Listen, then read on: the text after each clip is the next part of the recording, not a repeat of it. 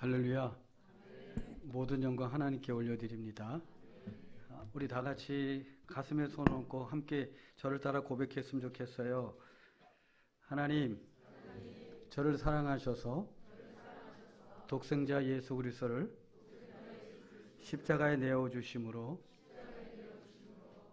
나를 구원해 주시고 지금은 성령으로 함께 하심으로 하루하루 주님 안에 하나님의 나라를 누리며 승리하게 하시니 감사합니다. 새로운 우리 교회 공동체 가운데 하나님께서 임하셔서 성령으로 운영하시는 가운데 아버지의 소원을 다 이루시옵소서. 주님 안에서 행복하게 하옵소서. 예수님의 이름으로 기도드리옵나이다. 아멘. 행복하시기 바랍니다. 좌우에 계신 분에게 행복하십시오.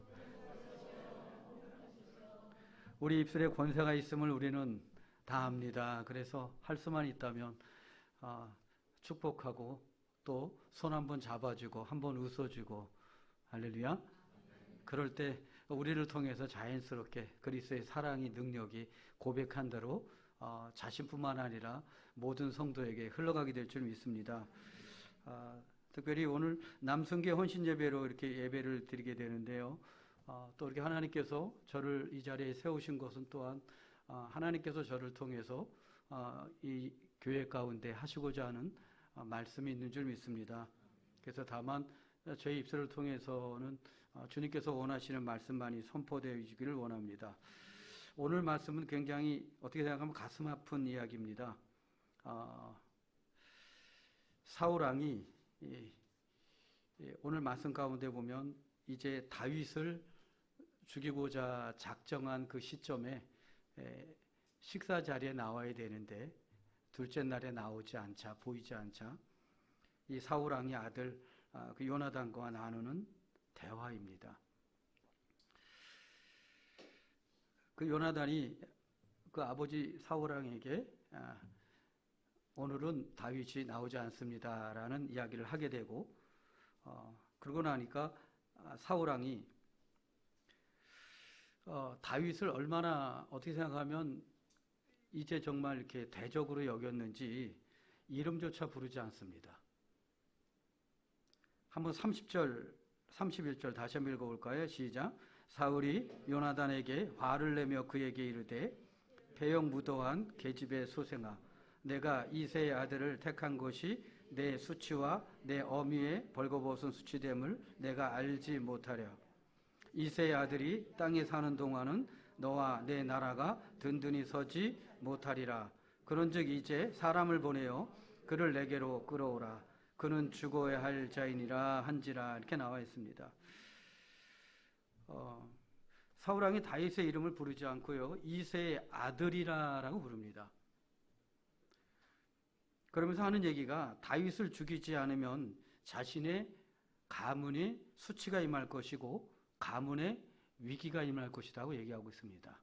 이것은 다윗 한 개인이 아니고 요나단 한 개인이 아니고 이건 가문의 명운이 달린 그런 문제라고 지금 얘기하는 것입니다. 그러니까 다윗을 죽이는 것이 얼마나 중요한지 너는 아직도 깨닫지 못하느냐. 내 아들 요나단아, 어떻게 다윗을 죽여야 되는데 네가 오히려 다윗을 돕고 있느냐. 이제 이런 말이 이 속에 감춰져 있죠. 그러니까 얼마나 그가 이 요나단의 이야기 속에서 분노했으면 그를 아들인 요나단을 죽이려고까지 합니다. 여러분들이 그 배경은 잘 아실 것입니다. 다윗의 등장은 참 놀랍죠. 블레셋과의 전쟁 가운데 이렇게 아버지의 심부름을 때문에 이제 그 전쟁터에 갔다가 보니까 정말 기골이 장대한 골리앗이, 블레셋의 장군 그 골리앗이 하나님을 망령되이 일컬면서 전쟁을 쉽게 말하자면 이제 걸어오게 되죠. 이제 그런 상황에서 도저히 다윗이 청년이었지만 참지 못해서 이런 얘기를 하죠. 이제 결국은 허락을 맡아서 다윗이 그 골리앗 앞에 나아갈 때 사무엘상 17장 47절에 보면 이런 말씀이 나옵니다. 여호와의 구원하심이 칼과 창에 있지 아니함을 이 무리에게 알게 하리라. 전쟁은 여호와께 속한 것인즉 그가 너희를 우리 손에 넘기시리라. 정말 그게 외치면서 어떻게 해요? 물매를 돌리면서 골리앗 앞으로 나아가게 되고 물맷돌을 던지게 될 때 그 돌이 이마에 박혀서 그 골리앗 장군은 고꾸라지게 되고 그의 목을 잘라 이제 그 이후에 블레셋 군대 전체를 이제 물리치는 아주 놀라운 전쟁의 승리의 그런 장면이 나옵니다. 사실 이때까지만 이 전까지만 해도 사울왕은 다윗의 존재에 대해서 전혀 생각도 없었죠. 근데 이런 승리하고 이제 돌아올 때도 몰랐어요. 근데 이 소문이 벌써 그 이스라엘 성읍에 파닥에 퍼졌던 것 같아요. 그러니까 백성들이 그냥 나와서 그 전쟁에서 승리한 사울 왕과 이스라엘 군사들이 환영하게 되죠. 그들을 환영하면서 막 큰 소리로 외치고 노래하고 춤추고 속옷치고 뭐 경세를 두들기고 이러는 가운데 환영을 하는데 그때 갑자기 여인들이 그 앞에서 뛰놀면서 춤을 추면서 얘기를 합니다.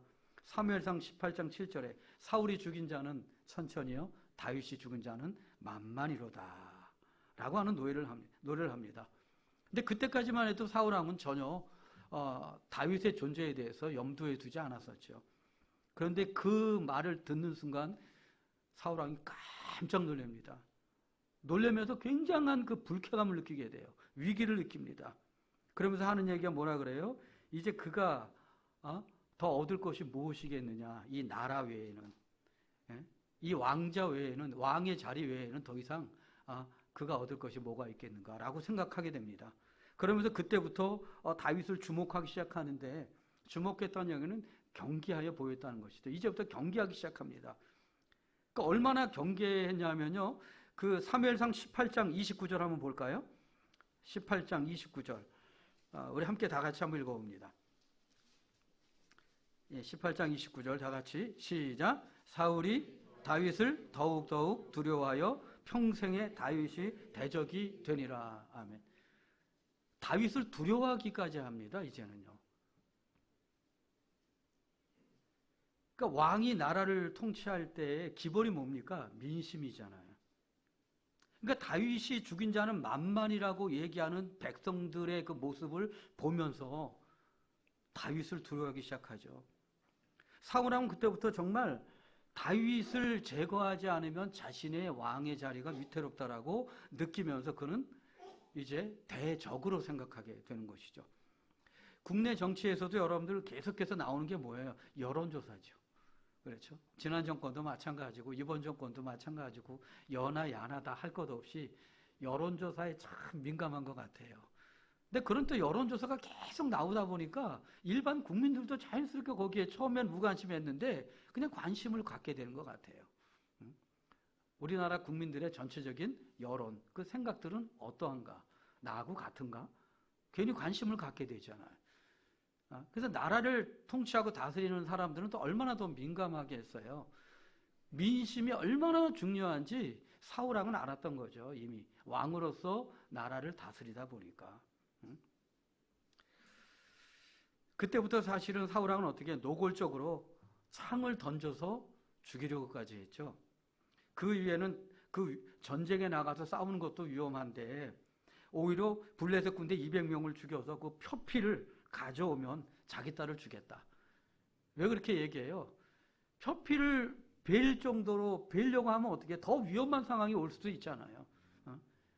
그러니까 결국은 전쟁터에 나가서 죽으라는 거죠. 죽기를 바라는 거죠. 뿐만 아니라 계속해서 암살자를 보내서 그가 잠자고 있을 때 암살자를 보내서 그를 죽이려고까지 합니다. 그리고 계속해서 다윗이 어딘가에 머물러 있다고 하면 또 쫓아가서 죽이려고 하죠. 계속해서 다윗을 죽이려고 했던 사람이 사울왕이었습니다. 물론 모든 나라의 그 역사를 보면 왕을 대적할 만한 위인들이 등장하면 그 왕들이 가만 내버려 두지 않죠. 우리나라의 역사만 해도 그렇잖아요.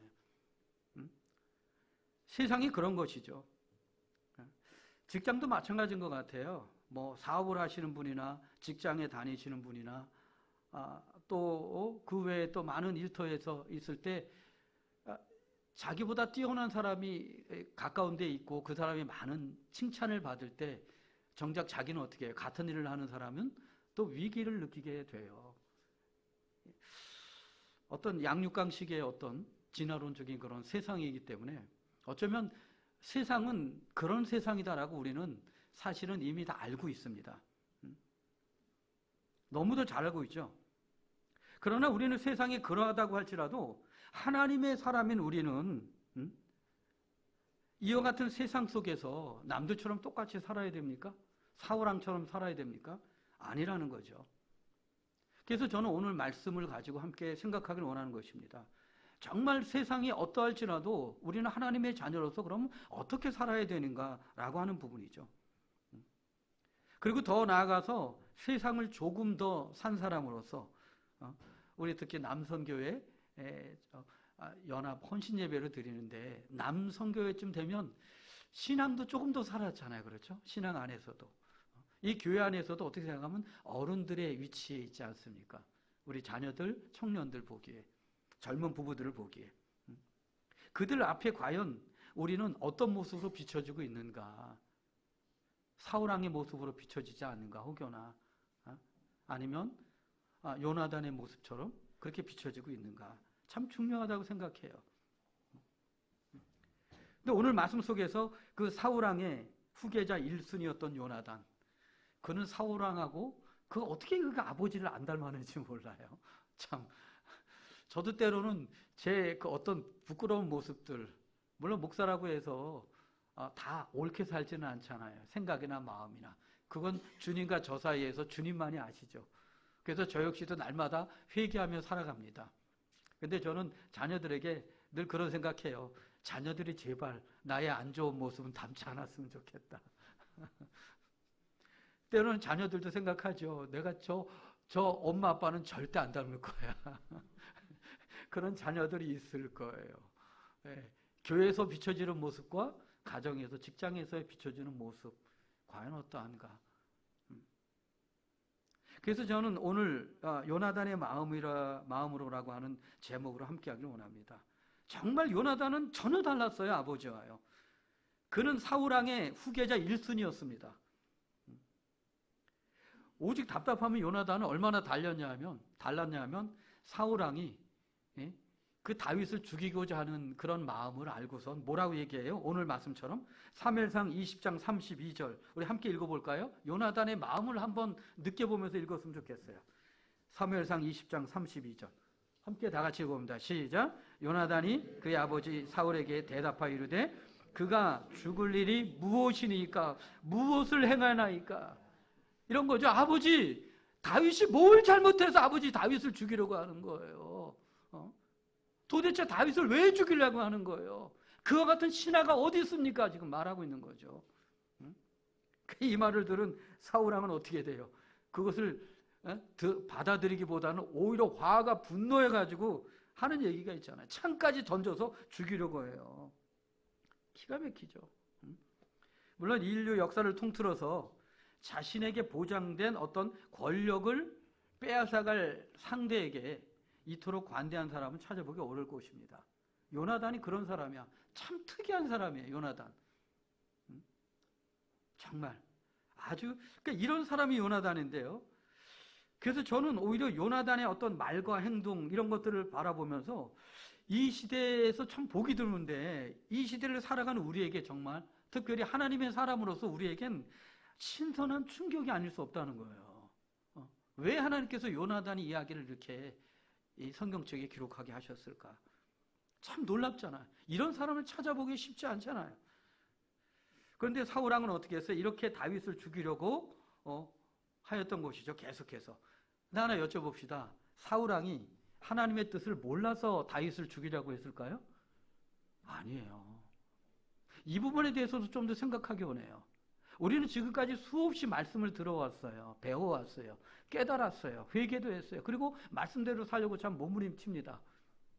그런데 참 알면서도 불구하고 말씀대로 사는 게 쉽던가요? 어렵던가요? 이 부분도 한번 되돌아보자는 거예요.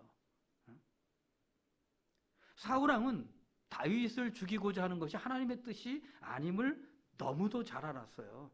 그가 몰라서 다윗을 죽이려고 했던 것이 아니에요. 너무도 사울왕은 잘 알았어요. 알면서도 불구하고 왜 그렇게 행동을 했어요? 기가 막힌 거죠. 이제 그런 부분에 대해서 우리 자신과 한번 우리 자신을 비춰보자는 거죠. 사울왕의 그런 삶의 모습을 보면 그래요.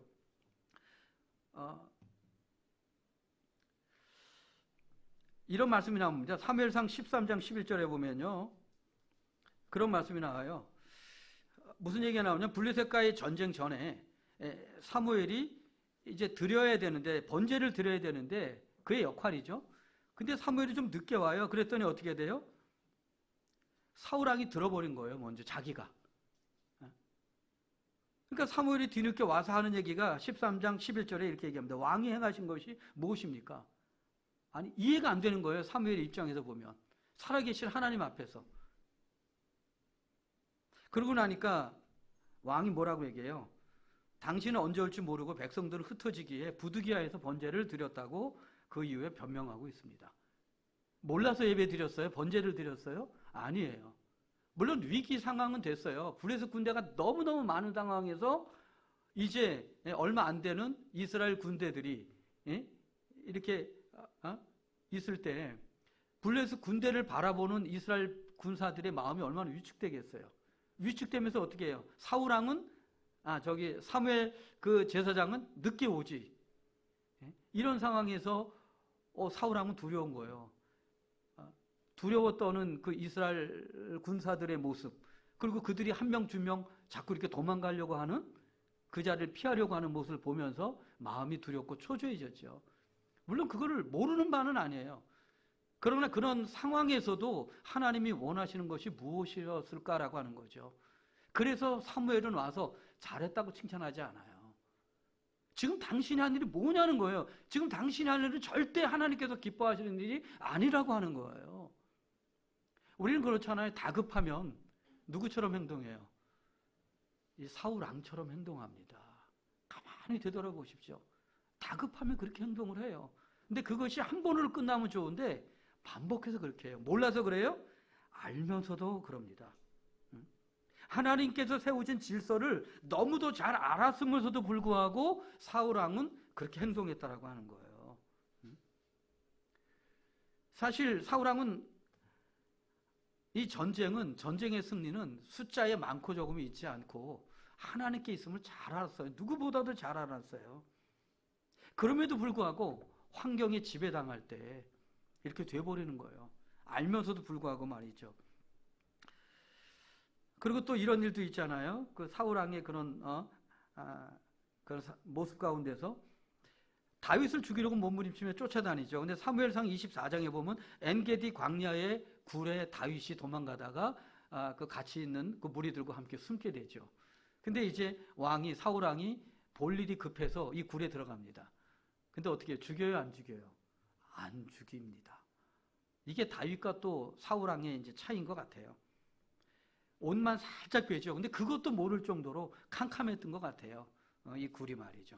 그러고 나서 멀리 서서 다윗이 사울왕에게 외치게 되죠. 다윗이 뭐라고 외쳐요? 사무엘상 24장에 보면 17절 이렇게 외칩니다. 사울 왕이 사실 사무엘은 결코 다윗은 결코 사울 왕을 죽이고 싶지 않았어요. 그것이 하나님의 뜻이 아닌 것을 알았기 때문에. 그래서 정말 멀리서 외치니까 그 사울 왕이 그 이야기를 다 듣고 다윗에게 뭐라고 얘기해요? 한번 찾아볼까요? 사무엘상 24장 한번 볼까요? 17절, 18절 우리 함께 읽어보도록 하겠습니다. 17절, 18절 함께 읽어볼까요? 다 같이 시작. 다윗에게 이르되 나는 너를 학대하되 너는 나를 선대하니 너는 나보다 의롭도다. 내가 나 선대한 것을 오늘 나타내나니 여호와께서 나를 내 손에 넘기셨으나 내가 나를 죽이지 아니하였도다. 사람이 그의 원수를 만나면 그를 평안히 가게 하겠느냐? 내가 오늘 내게 행한 일로 말미암아 여호와께서 내게 선으로 갚으시기를 원하노라. 이렇게 얘기하는 것은 뭐예요? 하나님의 뜻을 얘기하는 거예요. 결국은요. 사울 왕이 정작 자신은 하나님의 뜻과 반대되게 다윗을 죽이려고 쫓아다니지만 사울왕은 어떻게 해요? 이제 다윗 앞에서 마음에 찔림이 있어서 고백하는 거예요. 오히려 너는 나를 선대하였는데 그것이 바로 하나님께서 원하시는 의로운 삶이라는 거죠. 그리고 일반적으로 사람들은 그렇게 원수를 죽일 기회가 있으면 가차없이 죽이는데 오히려 너는 나를 죽이지 않았다는 것을 너무도 잘 알죠.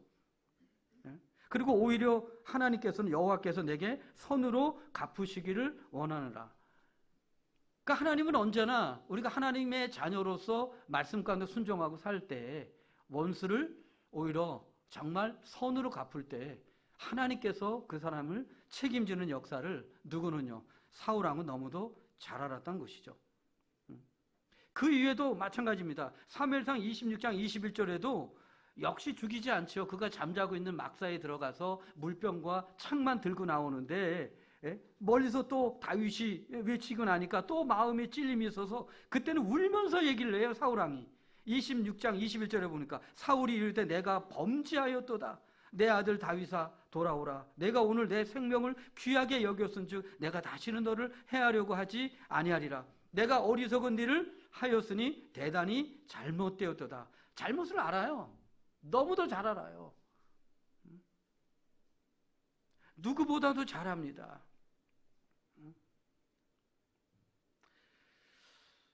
사울왕은요, 그래서 계속해서 26장 25절에 보면요, 이 말씀을 우리가 함께 읽어보면 좋을 것 같은데요. 사무엘상 26장 25절 함께 읽어봅니다. 시작. 사울이 다윗에게 이르되 내 아들 다윗아 내게 복이 있을지로다. 내가 큰 일을 행하겠고 반드시 승리를 얻으리라 하니라. 다윗은 자기 길로 가고 사울은 자기 곳으로 돌아가니라. 참 그러면서 결국은 좁혀지지 않죠, 관계가. 그러니까 제가 여기서 말씀드리고 싶은 것은 뭐냐면 사울왕은 분명히 하나님께서 세우시는 왕입니다. 하나님의 사람이에요. 그럼에도 불구하고 그는 하나님을 알면서도 불구하고 하나님의 뜻을 누구보다도 잘 알면서도 불구하고 그는 끝까지 다윗을 죽이고자 쫓아가는 그런 모습을 봅니다. 이 모습을 보면서 정말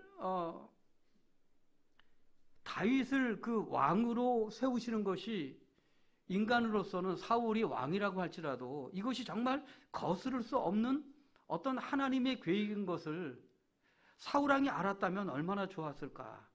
그리고 정말 그 하나님께서 원하시는 그 뜻 가운데 다윗을 위해서 뭔가 마음을 오픈하고 하나님의 만약에 말이죠, 다윗을 왕으로 세우기를 하나님이 작정하신 것을 정말 받아들였다면, 그리고 정말 그것을 받아들이고 좀 섭섭함이 있겠지만 요나단에게 왕위를 물려주지 않고 다윗이 왕위에 세워질 수 있도록 사울왕이 도왔다면 그는 성경의 역사에 어떻게 기록되었을까?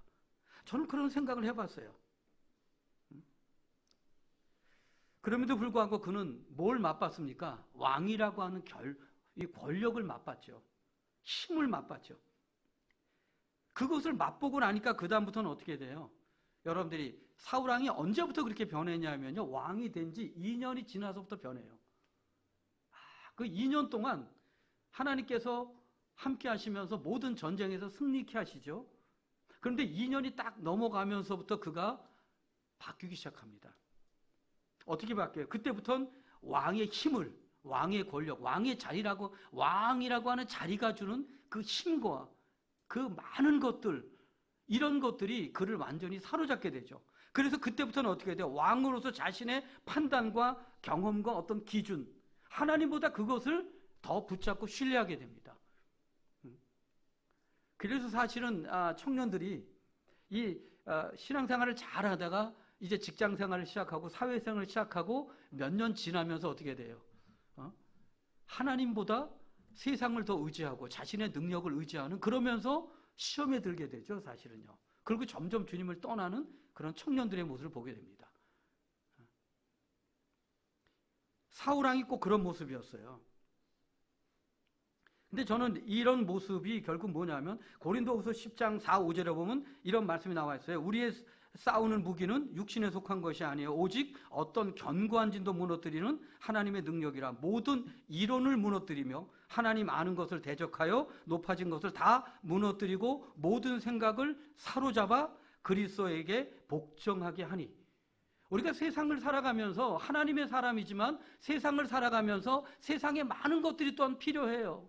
세상의 방법도 필요하고 지식도 필요하고 경험도 필요하고 이런 것들이 많이 필요해요. 다 필요해요.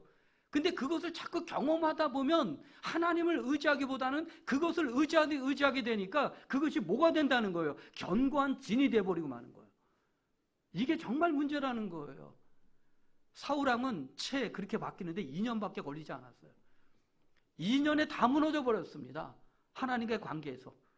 회개는 안 합니까? 그렇다고 사울왕이 회개해요. 마음에 찔림도 있어요. 회개도 해요. 그런데 어떻게 해요? 그 다음에 다시 돌이켜요. 과거로 또 돌아가요.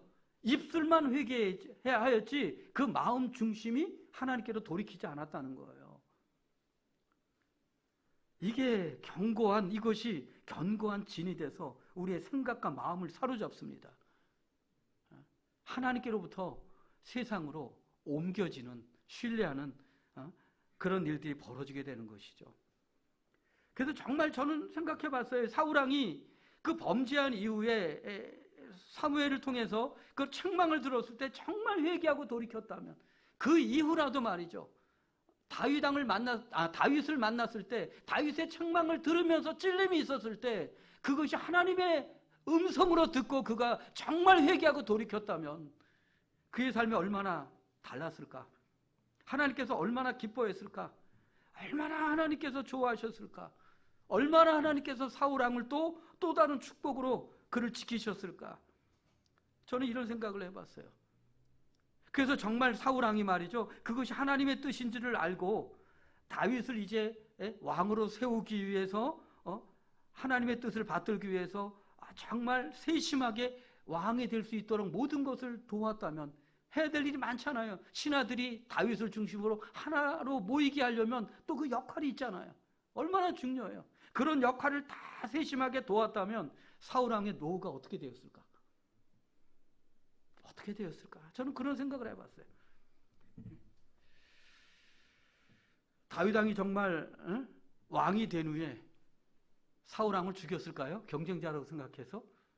아니죠. 일찍이 여러분들이 아시는 것처럼 사무엘상 24장 12절에 다윗을 이렇게 고백합니다. 여호와께서는 나와 왕 사이를 판단하사 여호와께서 나를 위하여 왕에게 보복하시려니와 내 손으로는 왕을 해하지 않겠나이다. 이미 그는 원수가 된 상황에서 얼마든지 죽일 수 있는 상황을 2번씩이나 하나님께서 기회를 주셨는데 하나님께서 사울왕을 죽이는 것을 좋아하시겠느냐라고 신하들을 설득해서 오히려 죽이지 않습니다. 그런 다윗이란 말이에요. 2번씩이나 하나님께서는 어쩌면 사울왕을 살려주셨어요. 죽을 기회를 하나님께서 살려주셨어요. 누구를 통해서? 다윗을 통해서 말이죠. 그래서 저는 생각해 보는 거예요. 정말 그가 다윗을 왕으로 세우는 것이 하나님의 뜻인 것을 알고 속상하지만은 아들에게 가지 않고 그렇게 다윗을 세우기 위해서 그가 겸손하게 세심하게 끝까지 도왔다면 사울왕과 그의 가문인 어떻게 됐을까? 오히려 다윗 안에서 노후를 평안하게 보내고 자자손손 또 하나님께서 놀라운 일들을 행하시지 않았을까? 이런 생각을 해보는 겁니다. 또 한 가지는 그래서 우리가 잊지 말아야 될 것은 뭐냐면 하나님은요 택한 백성들을 결코 버리는 분이 아니십니다. 하나님께서 사울왕을 버리셨습니까? 저는 아니라고 생각해요. 말씀 보면 결코 아니라고 생각해요. 그러면 사울왕의 비참한 최후는 뭐냐라고 얘기할 때 그것은 결국은 하나님은 버리지 않았지만 자신이 선택한 악을 선택한 죄의 싹은 사망이라고 성경 기록된 것처럼 자신이 선택한 결과로서 그는 비참한 최후를 맞은 것이 아닌가 생각을 합니다. 예레미야 21장 8절 14절 이렇게 쭉 보면요 이런 말씀이 나와 있어요. 여호와께서 말씀하시기를 보라 내가 너희 앞에 생명의 길과 사망의 길을 두어놓으라. 너는 이 백성에게 전하라. 그러면서 14절은 내가 너희 행위대로 너희를 벌할 것이요 라고 말씀하십니다. 두 길은 언제나 있어요. 세상이 그렇잖아요. 하나님께서 원하시는 길, 또 세상이 유혹하는 길, 두 길이 있어요. 어떤 길이든지 선택을 해야 돼요. 근데 사울왕은 뭘 선택했어요? 이 악을 선택했죠. 죽음의 길을 선택한 것이죠. 하나님이 버리신 것이 아닙니다.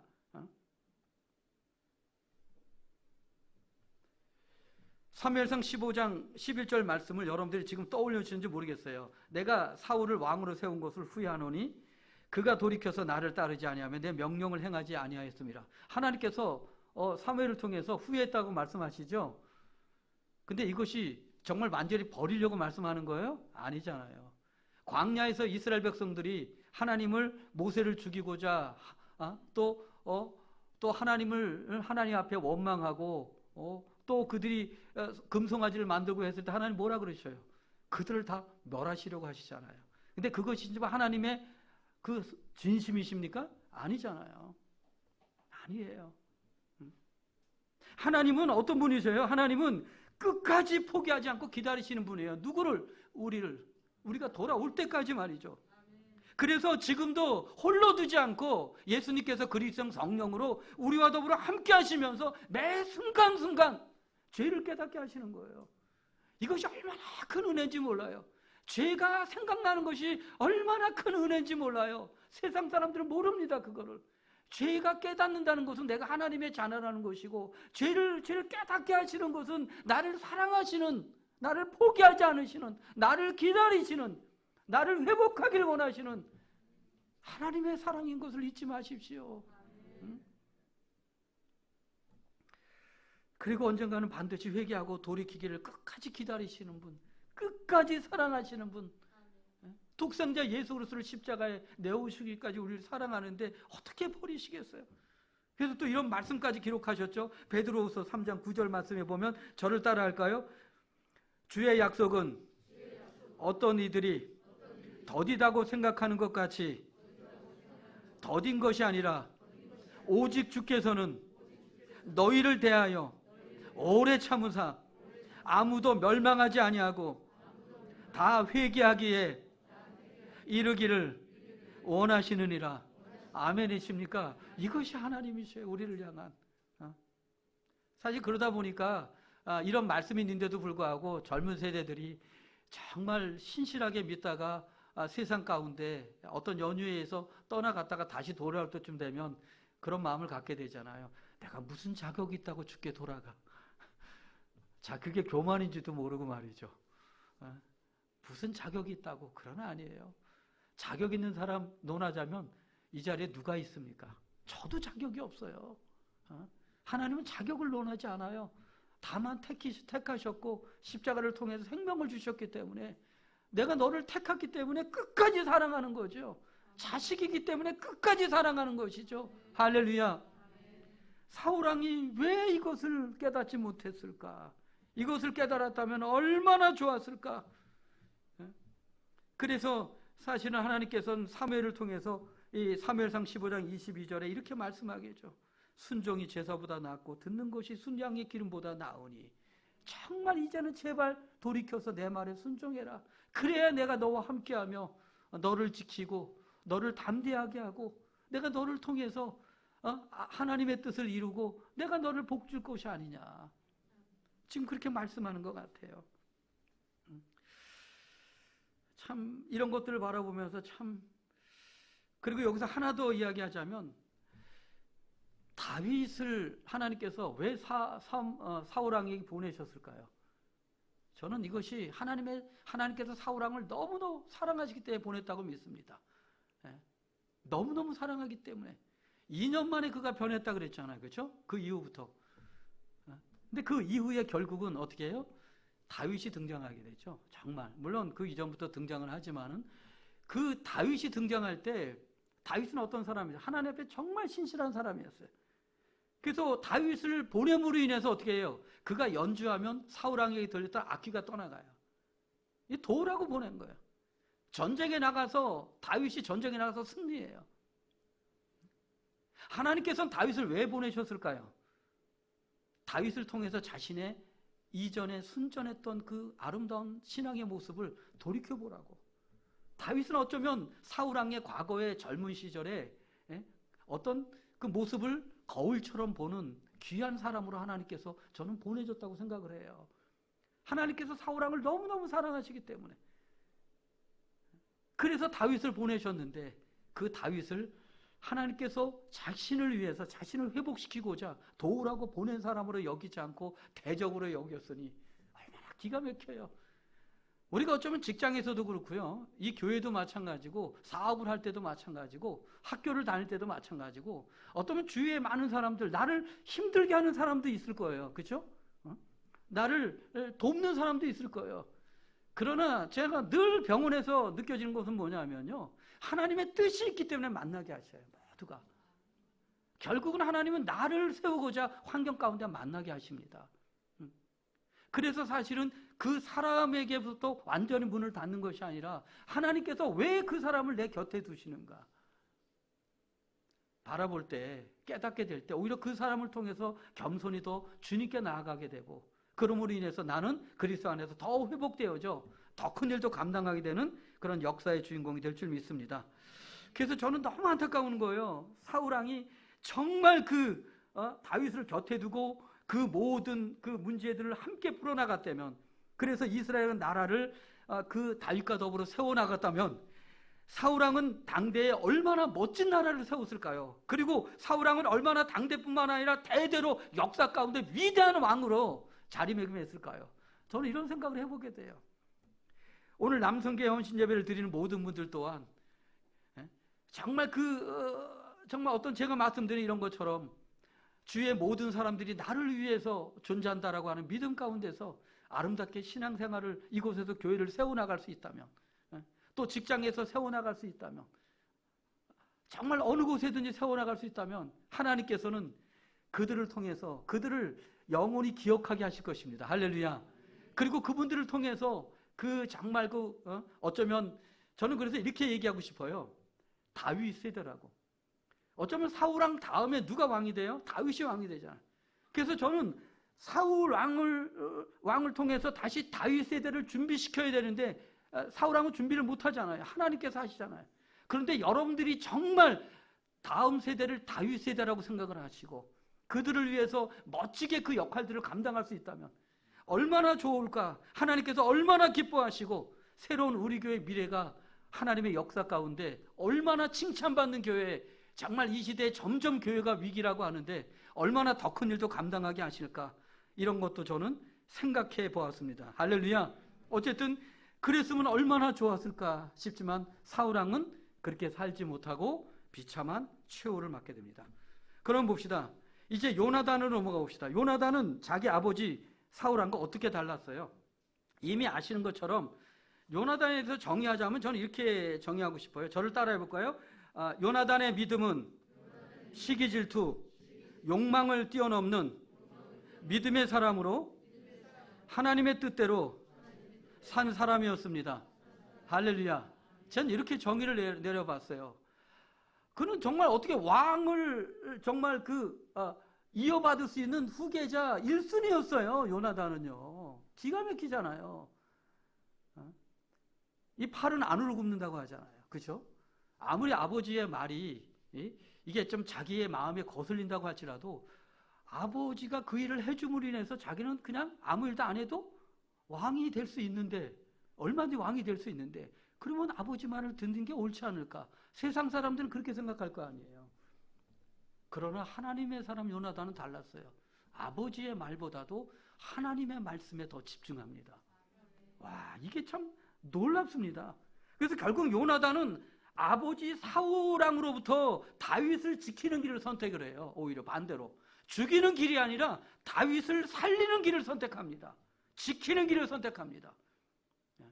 그래서 여러분들이 남성교회 분들이 정말 요나단처럼 이 교회의 다음 세대 다윗 세대라고 생각하는 정말 젊은 부부와 청소년들, 청년들, 그들을 다윗 세대라고 생각하시고 그들을 지키고자 요나단처럼 정말 그렇게 살아갈 수만 있다면 정말 그 자녀 세대가 잘 될 뿐만 아니라 다윗 세대가 정말 하나님의 역사 가운데 하나님이 기뻐하시는 그런 삶을 살게 될 뿐만 아니라 이 교회는 부흥할 것이요, 또 그렇게 요나단처럼 요나단의 마음으로 산다면 하나님께서 얼마나 놀랍게 축복하실까라는 생각을 갖게 됩니다. 그래서 요나단에 대해서 조금 더 생각하기 원하는데요. 자, 보십시오. 사무엘상 23장 한번 볼까요? 23장 17절에 이제 요나단과 다윗이 헤어질 때의 대화의 내용입니다. 이제 그를 살리기 위해서 그를 이제 떠나보내면서 이제 요나단이 다윗에게 한 고백입니다. 사무엘상 23장 17절 함께 다 같이 읽어볼까요? 시작. 곧 요나단이 그에게 이르기를 두려워하지 말라. 내 아버지 사울의 손이 내게 미치지 못할 것이요 너는 이스라엘 왕이 되고 나는 내 다음이 될 것을 내 아버지 사울도 안다 하니라. 할렐루야. 보십시오. 요나단이 너무도 잘 알았어요. 사울왕도 알았지만 요나단도 다윗이 다음 왕이 될 것을 너무도 잘 알았어요. 그러면 정말 어떻게 생각하면 시기 질투 욕망 때문에 아버지와 생각을 같이 해서 어떻게 하든지 죽이려고 하는 것이 세상인데 요나단은 아니었다는 거죠. 아니었다는 거죠. 어떻게 생각하면 요나단은요, 제가 보기에는 다윗보다도 더 믿음이 좋은 사람이에요. 나중에 다윗이 왕이 된 다음에 그의 삶을 보면 알잖아요. 그렇잖아요. 그가 잘못이 없나요? 그에게 진짜 가장 큰 하나님이 기뻐하시는 장점은 뭐예요? 잘못을 했을 때 그걸 인정하고 정말 회개하고 돌이켰기 때문에 하나님께서 그것을 기뻐하신 거예요. 우리가 어떻게 하나님의 뜻대로 완벽하게 살 수 있어요? 아니잖아요. 우리는 육체를 입고 있는 한 우리 잘못할 수 있어요. 미워할 수도 있고 잘못 선택할 수도 있고 잘못 말할 수도 있고 그렇잖아요. 잘못을 얼마든지 저지를 수 있어요. 하나님 그거 아셔요. 다 아셔요. 그래서 저는요, 여러분들이가 완벽하라고 말하고 싶지 않아요. 하나님의 뜻대로 살고자 몸부림치지만 때로는 안 되잖아요. 그걸 주님은 아시니까 그럴 때 성령이 깨닫게 하시는 가운데 정말 회개하고 돌이키는 것, 그것을 가장 기뻐하시고 그 모습을 보시고 하나님은 다윗을 향하여서 내 마음에 합한 자라라고 말씀하는 거예요. 그게 참 중요한 것이죠. 그래서 저는 오히려 다윗보다도 요나단이 더 위대하게 보여요. 짧은 삶을 살았지만. 저는요, 그리고 또 이 요나단을 바라보면서 요나단이 무엇을 봤냐면, 요나단은 자신의 마음에 품고 있던 자기가 살고자 했던 어떤 그런 모습 있잖아요. 표상. 이런 모습을 누구를 통해서 발견합니까? 다윗을 통해 발견해요. 그래서 저는 보면서 요나단은 다윗을 보는 순간 야, 어떻게 저렇게 다윗은 나하고 생각이 비슷할까? 아마 이것을 느끼면서 그렇게 기뻐하지 않았을까 싶어요. 이 닮은 꼴이라고 해야 되나요? 제가 한번 한두 군데만 읽어봅시다. 사무엘상 17장 26절 47절에 보면요, 이런 말씀이 나와요. 한번 찾아볼까요? 이 두 부분을 한번 찾아볼게요. 사무엘상 17장 26절 하반절에 이런 말씀이 나옵니다.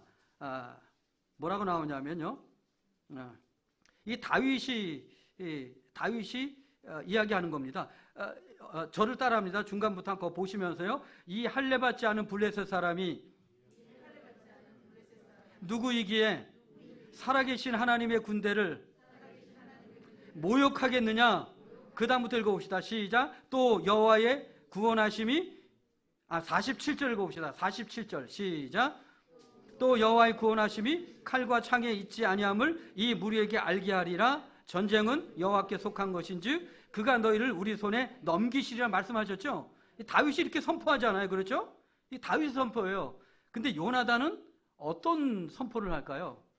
요걸 보자는 거예요. 사무엘상 14장을 봅니다. 사무엘상 14장 6절을 봅니다. 사무엘상 14장 6절 다 같이 있습니다. 요나단이 자기의 무기를 든 소년에게 이르되 우리가 이 할례받지 않은 자들에게로 건너가자. 여호와께서 우리를 위하여 일하실까 하노라. 여호와의 구원은 사람이 많고 적음에 달리지 아니하였느니라. 할렐루야. 같은 말이에요, 다른 말이에요? 같은 말이에요. 똑같은 믿음의 주인공이에요. 요나단은 다윗을 보는 순간 어떻게 저렇게 나랑 똑같이 닮았을까? 그 요나단과 다윗은 서로가 좋아할 수밖에 없는 사람들인 거예요. 요나단은 다윗을 보는 순간 사랑할 수밖에 없는 거예요. 그래서 하나님의 뜻 가운데 장차 왕이 될 다윗. 그래서 그를 그 생명처럼 사랑했다라고 몇 번씩 말하고 있어요. 그래서 사무엘상 16장 15절에 보면 어떻게 해요? 다윗을 보는 순간 사무엘이 어떻게 빛이 붉고 눈이 빼어나고 얼굴이 아름답다라고 기록되어 있는데 처음 다윗을 보는 순간 요나단도 똑같이 안 왔겠어요? 그런 것이죠. 저는 아마 여러분들도 그런 경험이 있을 텐데요. 저는 성장하면서 청년기에 그런 생각을 해봤어요. 무슨 생각을 했냐면 하나님께서 저에게 복을 주시면 저를 잘 되게 하면 정말 괜찮은 사람들을 많이 키워보고 싶다. 정말 괜찮은 젊은이들을 만나면 좀 키워보고 싶다. 그러니까 제 마음 가운데 그런 것이 있어서 그런지 몰라도 제가 일본에서 한 4년 정도 좀 이렇게 살은 적이 있어요. 학교를 다니면서. 그때 정말 저랑 비슷한 젊은이를 하나 만났어요. 근데 그가 저한테 도와달라고 얘기하더라고요. 그래서 좀 도와줬어요. 근데 얼마나 도와줬는지 사실은 결국은 제 자신도 지키지 못하면서 돕다 보니까 그것도 하나의 이유가 됐습니다만 결국 국내로 돌아오게 됐죠. 유턴하게 됐죠. 그때 왜 그랬을까요? 그 친구는 이 나라를 위해서 뭔가 나라를 정의롭게 바르게 세우고자 하는 그 마음이 늘 있었어요. 근데 제 속에서도 그런 게 좀 있었나 봐요. 그러니까 대화를 나누다 보니까 어떻게 야, 저 친구는 내가 좀 도와주고 싶다. 살면서 관계를 맺으면서. 근데 지금은 전혀 다른 길을 가요. 전혀 다른 길을 가요. 그때 그렇게 얼마나 열심히 도왔는지 몰라요. 아르바이트 하면서 학교를 다녀야 되는데 아르바이트 못하면 학교를 그만둬야 되잖아요. 그 모든 것들 다 그냥 그 친구에게 쏟아부으면서 제가 도운 적이 있었어요. 결국 그것 때문에 돌아왔는데 하나님께서 오히려 더 이 자리에 세우셨으니 얼마나 감사한지 몰라요. 할렐루야. 저는 그래요. 이 가정 가운데서도 이 아내가 있고 자녀들이 있지만요. 그 달란트가 보이잖아요. 달란트가 보이면 저는 똑같이 생각을 해요. 아내도 자녀들도 똑같이 생각. 하나님께서 어떻게 발견되는 달란트를 보여주시면 어떻게 돼요? 그를 어떻게 도울 수 있을까? 그래서 사실은 세 자녀를 위해서 우리가 부모로서 아내와 더불어 살지만은 또 하나는 아내를 통해서 달란트가 발견이 되는 순간 제 마음에 어떤 생각이 드는지 아세요? 저걸 어떻게 도와야 될까? 저거 그냥 주신 달란트가 아닌데? 분명히 저거 하나님이 주신 달란트인데? 그럼 어떻게 해야 되지? 내 마음 가운데, 제가 마음 가운데 도와야지. 그래서 열심히 제대로 돕지 못했지만 계속해서 관심을 갖고 계속해서 하라고 하고 그러다 보니까 뒤늦게 어떻게 해요? 학교도 다니게 되고 결국은 정말 그 전공하게 되고 대학원 그 졸업까지 하게 되고 그것을 전공을 해서 그것도 우리나라의 괜찮은 학교의 대학원에. 제가 오늘 아내랑 같이 오면 안 되는데 제가 같이 와가지고 죄송하네요. 숙명여대 대학원 졸업을 했어요. 그걸로 우리 춤을 가지고 졸업을 했어요. 그러고 나서 그거 하면서도 실로암 선교단이라고 15년째 지금 계속 지도하면서 필리핀도 갔다 오고 국내 교회를 다니면서 또 그 춤으로 예배를 드리게 하고. 저는 아내라고 해서 별도가 아니에요. 오히려 달란트가 드러나면 뭐 하라는 거예요? 하나님이 그걸 어떻게 하든지 세우려고 하는 것이 우리의 역할이 아닌가 생각 들어가요. 그래서 남선교회 정말 여러분들이 이 교회의 자녀들 중에서 어떤 달란트가 보이면은 합심해서 기도뿐만 아니라 관심뿐만 아니라 그가 그 길로 제대로 갈 수 있도록 그래서 그 길을 통해서 하나님께 영광 돌릴 수 있도록 도울 수만 있다면 하나님께서 얼마나 역사하실까. 할렐루야. 아마 요나단이 이런 마음이었을 것 같아요. 야, 다윗을 보니까 너는 정말 왕될 자격이 있어. 오히려 나는 두 번째 돼도 괜찮아. 다윗 네가 왕만 될 수 있다면 내가 아버지로부터 아버지가 나를 미워해도 나를 버려도 상관없어. 내가 끝까지 너를 지켜줄게. 이것이 요나단의 마음이 아니었겠어요? 저는 오늘 이것을 여러분과 더불어 나누길 원하는 거예요. 그래서 다윗을 어떻게 자기 생명같이 사랑해요. 자기 생명같이 사랑해요. 자기보다 이 다윗이 하나님이 세우시고자 하는 왕이고 그러시고 다 봤기 때문에 말이죠. 자신의 어떤 욕심이나 크고 되고자 하는 거 인간이라면 다 가질 수 있잖아요. 그러나 하나님의 뜻이 우선이었던 요나단을 바라보면서 저는 그런 생각을 해보는 거예요. 정말.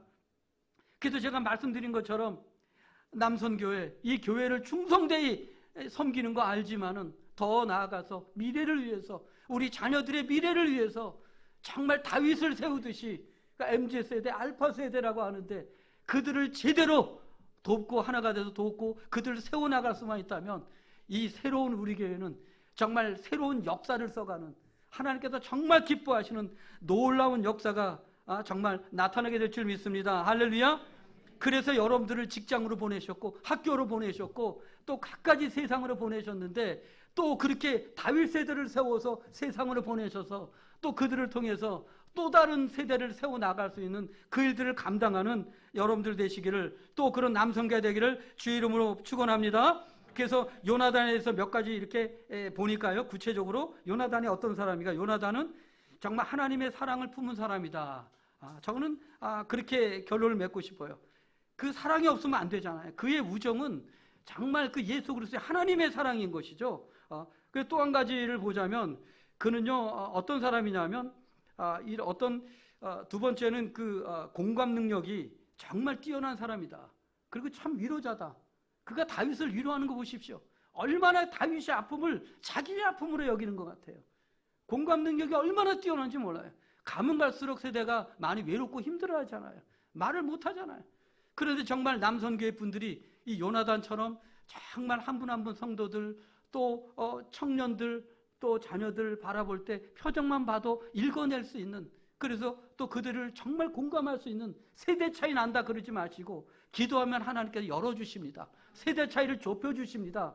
세대 차이의 벽을 무너뜨려 주십니다. 그래서 정말 그것을 무너뜨리시고 요나단처럼 공감 능력이 있어 정말 다윗이 나는 언제 죽을지 몰라, 오늘 죽을지 내일 죽을지, 사울왕 때문에 나는 정말 쉽게 말하자면 너무 두려워라고 말을 할 때, 아니야 내가 너 지켜줄게, 네가 얼마나 힘든지 알아 라고 말하는 요나단처럼 그런 마음을 가지시는 우리 남선교회 모든 분들 되시기를 바랍니다. 그래서 정말 그럴 때 또 그런 것들이 회복되어지고요. 그리고 요나단은 마지막으로 저를 따라해 볼까요? 요나단은 자신의 뜻이 아닌 오직 하나님의 뜻이 이루어지기만을 위해 산 사람이었습니다. 그래서 그는 자유로움이 무엇인지 안 사람입니다. 할렐루야. 그는 어디에도 묶이지 않았어요. 그의 삶을 보십시오. 마지막 죽는 순간까지 아버지와 더불어 마지막 전쟁터에 나가서 정말 어떻게 생각하면 비참한 최후를 맞지만은 우리의 눈에 비참한 것이죠. 그는 마지막까지 후회 없는 삶을 살았어요. 그리고 그의 짧은 삶에 대해서 이 사무엘상에 기록되어 있지만 그는 죽은 것이 아니라 말씀을 통해서 영원히 살고 있어요. 할렐루야. 그리고 지금 요나단은 죽은 것이 아니라 지금 저의 입술을 통해서 여러분들께 선포됨으로 여러분들의 마음 가운데 요나단이 살아있습니다. 할렐루야. 영원히 주님 오시는 그날까지 요나단의 그 아름다운 믿음의 삶은 자유하고 정말 가장 하나님이 기뻐하시는 그런 삶은 영원히 살고 있다는 것을 기억하시면서 우리 또한 요나단의 마음을 가지고 그렇게 이 교회를 세워나가는 남성교회 모든 분들, 또 여성교회 모든 분들, 또 모든 성도들 되기를 주의 이름으로 축원합니다.